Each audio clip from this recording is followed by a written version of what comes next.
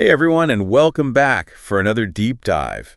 Ever wonder how big networks, like you might find in an office building, or hmm even, a network spread across multiple companies keep all of their data secure and everything running smoothly? Well, that's where VLANs come in. Yeah, and that's what we're going to be diving into today, the world of virtual local area networks. It's right. We've got some training course materials and some of my own notes to help us understand not just what VLANs are, but like why they're so important out there in the real world. Yeah, it's really fascinating stuff, and I'm really excited to break it down for you guys. All right, let's get to it. So imagine you have like a really busy office building, right? And everyone's sharing the same network. Oh, I can already imagine the chaos. Yeah, it's a recipe for disaster, right? Slow speeds, security risks. Huge headache for the IT team. Yeah, a management nightmare, really. But VLANs, they offer like a really smart solution because they let you split up that one physical network into multiple virtual ones. Okay, I'm definitely intrigued, but I gotta admit, whenever I hear the word virtual,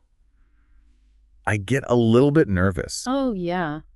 Can you explain what a VLAN actually is, like in a way that even someone like me, who's not a networking guru, can actually understand? Absolutely. Think of it like this. You have a big apartment building, Okay, I can picture that. and each floor is its own separate VLAN, right? So even though everyone's in the same building, residents on each floor, they can only really interact with other people on their floor. Oh, I see. So it's like they're in their own little self-contained network. Exactly. They are, even though they're all connected to that same physical infrastructure. That's a really great analogy. I Okay. get it now. Yeah, so that's what a VLAN does. It creates these virtual boundaries inside of a physical network. It's like making these mini networks inside of a bigger network. Exactly. Okay, cool. But like, why even bother? What are the benefits of going through all the trouble to set up these VLANs? Oh, there are a lot of advantages. Like what?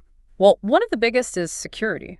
Okay, that makes sense. By segmenting your network, you're basically containing potential threats, right? So if one VLAN gets compromised, it doesn't mean the whole network is vulnerable. Oh, that's huge. It's kind of like having firewalls between each floor of that apartment building. You know what I mean? Right, you wouldn't want a security breach on one floor to affect the whole building. Exactly. So VLANs are like putting up these walls to protect different parts of the network. Yep. And it's not just security, they also can really improve performance. Oh, okay. How so? Well, remember that analogy with the busy office? Yeah, If everyone's trying to use the same network for everything, things are going to slow down. for sure. VLANs help to reduce that congestion by keeping traffic within specific VLANs. Makes sense. Kind of like having dedicated elevators for each floor so you don't have everyone waiting for just one. So less congestion, faster speeds. I like the sound of that. Mm-hmm. But wouldn't managing all of these different VLANs be a total nightmare for the IT team? Actually, it makes it way easier. It simplifies network management because you can easily group users and devices based on like their needs and their roles in the company. Give me an example. Like you could have a VLAN just for the finance department and then another one for the marketing team and then another for all the printers in the building. Okay, I see how that would make things more organized. Yeah, and then it's much easier to apply specific security policies or allocate bandwidth and, troubleshoot problems when you have things divided up like that. Okay, so we've got better security, better performance, easier management. What else? Any other perks I should know about? Oh, tons. VLANs are also super flexible. In what way? Let's say you need to move an employee to a different department. Oh. In a traditional network, you would have to physically rewire their connection. That sounds like a pain. Yeah, it is. But with VLANs, you just change their VLAN assignment. Oh, so easy. It's like moving them to a different floor in our virtual apartment building. No rewiring needed just like that. Exactly. That is super convenient. It sounds like VLANs really offer a ton of benefits, but I am curious, are all VLANs the same? Like, are there different types? You're right to ask that. There are two main types of VLANs that you'll see a lot. Oh, okay. Tell me about them. The first one is called a port-based VLAN, Right. and it's definitely the easiest to understand. Okay, good. You basically just assign a specific physical port on a router or a switch to a particular VLAN. So, like, if I plug my computer into a port that's assigned to the marketing VLAN, I'm automatically part of that network. Exactly. Simple as that. It's kind of like assigning a dedicated elevator to a specific floor. Makes sense. What's the other type? The other type is called a tag-based VLAN, and it's a little more complex, but it's way more flexible. Okay. So instead of being tied to a specific physical port, tag-based VLANs use something called 802.1q tags to assign VLAN membership. 802. Yeah. 802.1q tags. These tags are like digital labels that get attached to each data packet. Oh, okay. They tell the network which VLAN they belong to. So it's like a little ID card for each piece of data. Exactly. That's a great way to think about it. Okay. I think I'm starting to get this tag-based VLAN thing. But why would you use those instead of the port-based VLANs? They seem so much simpler. Well, think about it this way. With the port-based VLANs, you're limited by the number of physical ports on your device, you know? Yeah, that makes sense. But with the tag-based VLANs, you can actually have multiple VLANs running through the same physical connection. Well, that's pretty cool. Yeah, it's a lot more efficient. It's kind of like having, multiple elevators all sharing the same shaft. Yeah, that's a good analogy. So tag-based VLANs, they give you more flexibility and more efficiency, but yeah, they're a little more complicated to set up. Yeah, so it sounds like it depends on your needs, right? Yeah, they're really good for situations where you need to get the most out of your network resources. Or if you've got devices that are constantly moving around. Exactly. All right, so now that we've got a basic understanding of the different types of VLANs, can we get into some real-world examples of how they're actually used? Sure. I'm curious to see how all of this comes together in practice. So let's start with one of the most common scenarios. An office building that wants to separate its employee Wi-Fi network from the guest Wi-Fi. Oh, yeah, that's a good one. Everyone can relate to that. For sure. So let's say I'm the IT manager for this office building. How would I actually use VLANs to keep my employee network and my guest network separate? Well, you'd create two separate VLANs, Okay. one for the employees and one for the guests, and you can even give them their own names, like employee network and guest network. Oh, that makes sense, to keep things organized. Yeah, exactly. So how do I actually keep the traffic separate, though? Because we're still using the same physical Wi-Fi access points, right? Right. But that's where those 802.1q tags come in. Okay, those tags again. Yeah, so you'd configure your Wi-Fi access points to tag all the traffic coming from the guest network with the guest network VLAN tag. All right. And then all the traffic from the employees would get tagged with the employee network tag. Okay, so even though both networks are using the same physical hardware, their data is still kept separate because of those tags. That's right. It's like having two separate lanes of traffic on a highway. Oh, I like that analogy. Yeah, they're both using the same road, but they're going to different places and they're never going to cross paths. So because the traffic is tagged, Yeah. any device that sees it like my router or my firewall, it knows exactly which VLAN it belongs to. Exactly. And then it can handle it accordingly. So for the guest network, I could set it up so that they can get to the internet, but they can't access any of the company's internal stuff like file servers or printers. Exactly. And on the employee network, you could have like stricter security measures, like, stronger passwords and multi-factor authentication because you know that traffic is coming from trusted devices within your organization. Yeah, that makes sense. You wouldn't want just anyone getting into those sensitive systems. Right. Exactly. So it seems like this whole tagging system is really what makes VLANs work. It's definitely a key part of it. Yeah. And you mentioned before that DrayTek routers and switches can help with all of this. How do they fit into all of this? Well, DrayTek devices, they actually give you the tools to create and manage these VLANs. So I can actually set up and configure my VLANs on a DrayTek router. Exactly. They have a really user-friendly interface. Oh, good, because sometimes those networking interfaces can be a bit intimidating. Oh, yeah. I know what you mean, but you just log into the router settings.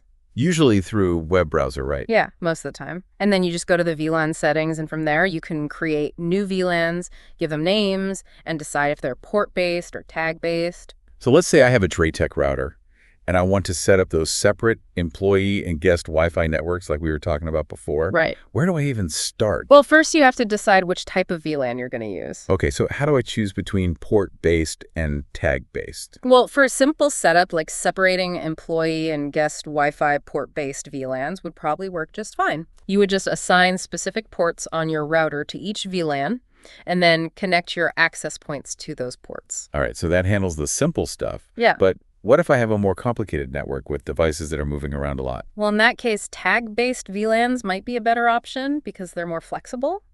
Okay, I'm with you so far. So once you've created your VLANs and decided what type they're going to be, the next step is to configure the ports on your router. Right, so for each port, I have to tell it which VLAN it belongs to. Exactly. And you can also configure things like whether the port should tag traffic with the VLAN ID or not. So if I have a port that's connected to the access point for the guest network, I would assign it to the guest network VLAN.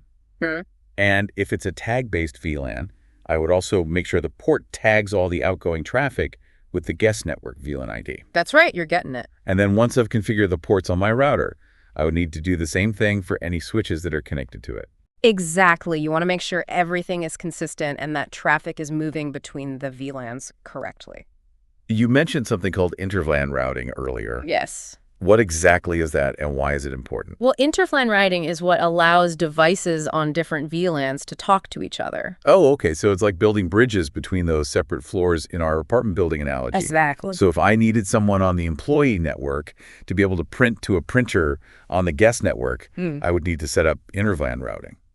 Exactly. You would tell the router to allow traffic to flow between those two specific VLANs. Okay. And I can control which VLANs can talk to each other. Oh, yeah. You have a lot of control over that. So you can still keep things pretty secure, even if you do need some communication between VLANs. This is all making so much sense now. It's amazing how you can create these totally separate networks, but they're all sharing the same physical infrastructure. It's like magic. It's not magic. It's just really clever engineering. Yeah, but it's pretty cool. It is. And the coolest part is that VLANs can be used in so many different ways. Oh, yeah. We've just been talking about this one office building example. Right. But there are tons of other applications. You mentioned earlier that DrayTek also has these things called Vigor switches. Yeah. What are those, and what do they have to do with VLANs? Well, Vigor switches are essentially managed network switches from DrayTek. Okay. And they let you connect a bunch of devices to your network and give you even more control over how VLANs work. So it's like having this super powerful traffic control system for your VLANs. That's a great way to put it. Vigor switches let you create and manage even more complex VLAN setups. Like what?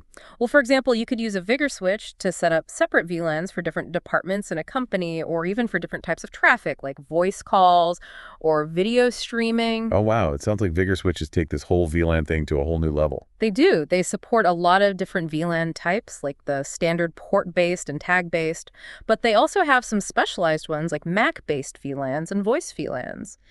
Okay, those sound interesting. Can you tell me more about those? Sure, a MAC-based VLAN assigns a device to a specific VLAN based on its MAC address. What's a MAC address again? It's basically like a unique ID number for each device on the network. Oh, okay. I remember now. So with a MAC-based VLAN, no matter where you plug in your laptop, it'll always be on the same VLAN. Oh, that's really useful, especially for companies where people are moving around a lot or working from home. Exactly. It makes things a lot easier because you don't have to reconfigure the VLAN settings every time someone moves their computer. And what about voice VLANs? You said those are for prioritizing voice traffic. Yeah, that's right.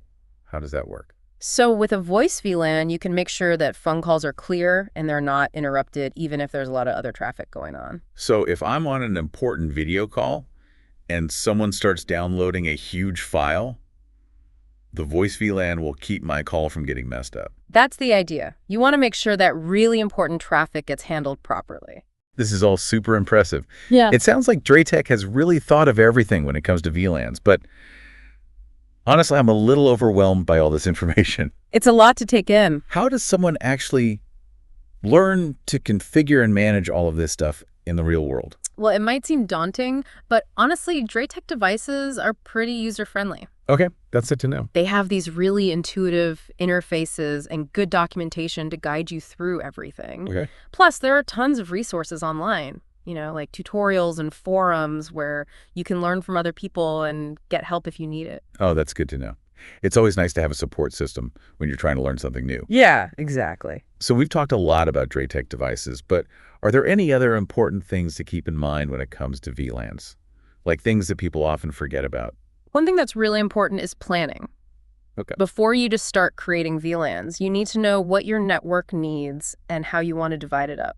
So don't just jump in and start creating VLANs all over the place without thinking it through first. Right. You need to have a plan. Okay, so I should probably draw a diagram of my network and figure out who the different users are and how I want to control the traffic between them. Exactly. And once you have a good plan, the actual configuration is a lot easier. Planning is key. I get it. It really is. All right, so we've covered a lot of ground here. We talked about the different types of VLANs, how they work, how to configure them on DrayTek devices. But before we wrap things up, I wanted to go back to something you mentioned earlier, virtual WANs. Oh, yeah. Virtual WANs. You said that they're used on the WAN side of things, which is like the part that connects to the internet, right? That's right. Can you explain what that means and how it works? Sure. So let's say you only have one physical connection to the internet that's provided by your ISP. Okay, like just one cable coming into the building. Exactly. Oh. But with a virtual WAN, you can actually use VLANs to create multiple virtual connections over that one physical link. So it's like having multiple internet connections even though you only have one physical cable. Exactly. Really pretty cool. Yeah, and you could have like one VLAN that's just for browsing the web, Okay. and then another one that's dedicated to video streaming, and then maybe even another one for a secure connection to a remote office. Wow.